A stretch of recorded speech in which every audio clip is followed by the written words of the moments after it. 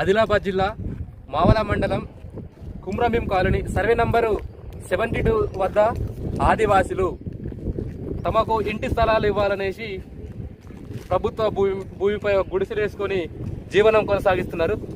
వారి యొక్క పూర్తి వివరాలు తెలుసుకునేందుకు మన ముందు తురుందెప్ప నాయకులు గోడం గణేష్ అన్న గారు ఉన్నారు. వారిని అడిగి తెలుసుకుందాం. ఇప్పుడు అలా చెప్పండి, ఇప్పుడు ఇక్కడ ఈ కుమ్రంభీం కాలనీ వేసుకొని ఎన్ని సంవత్సరాలు అవుతుంది, మరి ఎన్ని కుటుంబాలు ఇక్కడ నివసిస్తున్నాయి, దీనికి మరి ప్రభుత్వం ఏమన్నా సానుకూలతంగా స్పందించిందా లేదా అనేది ఒక్కసారి వివరంగా చెప్పండి.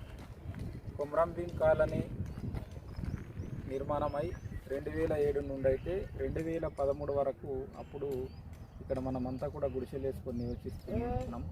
తర్వాత అప్పుడున్నటువంటి ప్రభుత్వము ఇది ప్రభుత్వ భూమి అని చెప్పేసి మీకు వేరే జాగాలో ఇస్తాం, అందరికైతే కుదరదని చెప్పేసి ఇక్కడ లేపేసి ఇక్కడ నుండి గెట్టి వేయడం జరిగింది. తర్వాత అనేక సార్లు మనము 13 తర్వాత కూడా 2013, 14, 15 నుండి 2022, 23 వరకు కూడా మనము ఎంఆర్ఓలకు, ఆర్డీఓకు, కలెక్టర్లకు కూడా అనేక సందర్భాల్లో దరఖాస్తులు పెట్టడం జరిగింది. ఎందుకంటే ఈ కాలనీ 2007 నుండి 13 వరకు ఇక్కడ వేసుకొని నివసిస్తున్న సందర్భంలో, లేపుతున్నటువంటి సందర్భంలో అప్పుడున్నటువంటి జిల్లా కలెక్టర్ అహ్మద్ బాబు గారు ఇక్కడ ఎవరైతే ఆదివాసీల నివాసం ఉన్నారో వాళ్ళందరికీ తప్పకుండా మేము పట్టాలు ఇస్తాము వేరే జాగాలో అని చెప్పిండు. కానీ ఇంతవరకు మా పట్టాలు ఇవ్వకపోవడంతో అనేక సార్లు మేము కలెక్టర్లకు, ఆర్డీఓలకు, ఎంఆర్ఓలకు కలిసిన ప్రయోజనం లేకపోవడంతో మళ్ళీ ఫిబ్రవరి 27 తారీఖు 2023న ఇక్కడ మనము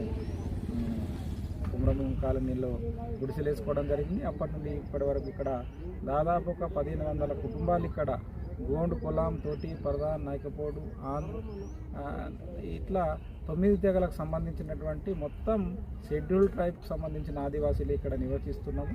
ఇక్కడ నివసిస్తున్నటువంటి ఆదివాసీలకు అందరికీ కూడా ఇంటి స్థలాలకు పట్టాలు ఇవ్వాలి, కరెంటు, విద్య, వైద్య సౌకర్యం కల్పించాలని చెప్పేసి కూడా అనేక సందర్భాల్లో మనము జిల్లా కలెక్టర్ వరకు కూడా ర్యాలీగా, పాదయాత్రలుగా, అదేవిధంగా మెమోరాండాలు సమర్పించినాం, ధర్నాలు, రాస్తారోకోలు చేసినప్పటికీ కూడా ఇక్కడ ఉన్నటువంటి అధికారులు స్పందించకపోవడంతో అక్టోబర్ 2న గాంధీ జయంతిని పురస్కరించుకొని కుమ్రంభీం కాలనీ నుండి అయితే హైదరాబాద్ ప్రగతి భవన్ వరకు కూడా మనం పాదయాత్రను చేపట్టాలని ఇవ్వడం జరిగింది.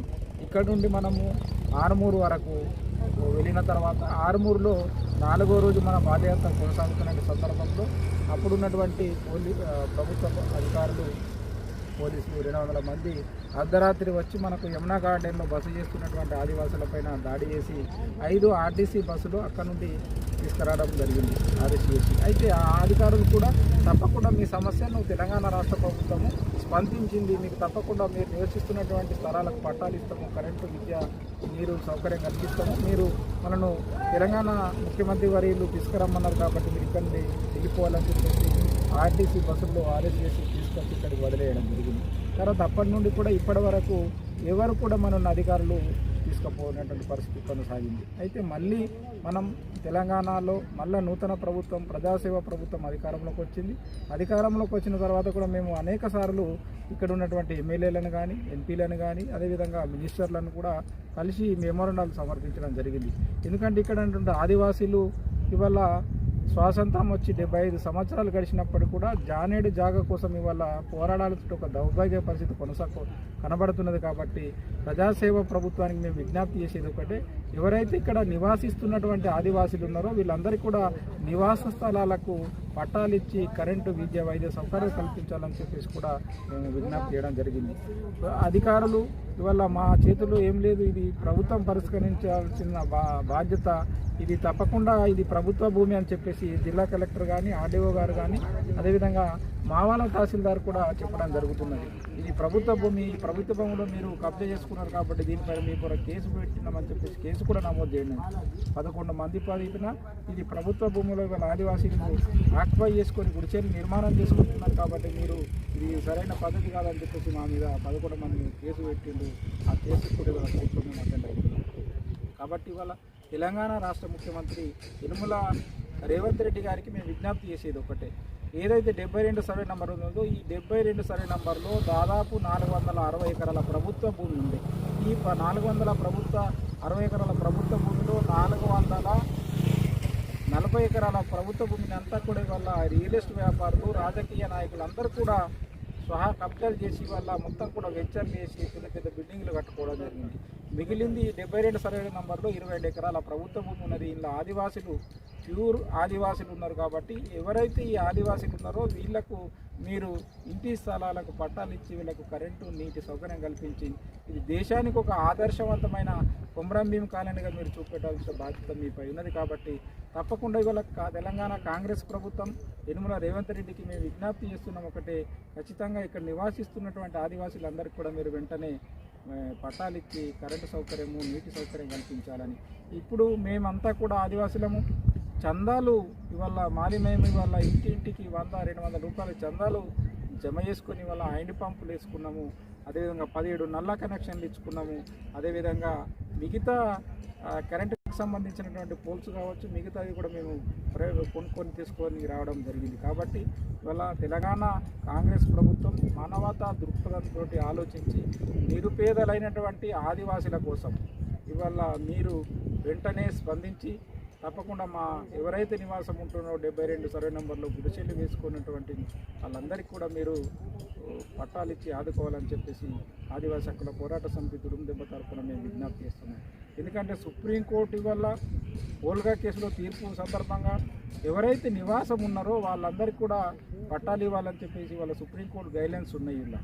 కాబట్టి మీరు తప్పకుండా ఇది ప్రభుత్వ భూమి మీరు తలుచుకుంటే తప్పకుండా అది ఒక పెద్ద కథ కాదు, మీరు ఒక 5 నిమిషాల్లో ఈ సమస్యను పరిష్కరించవచ్చు.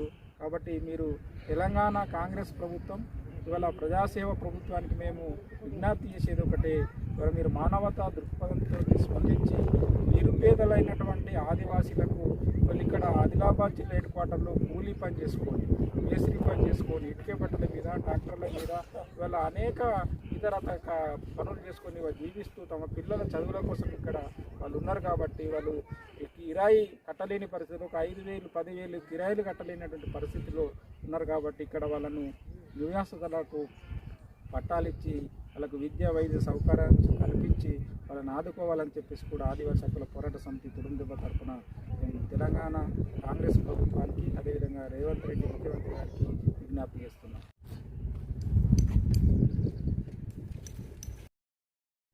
ఇది పరిస్థితి.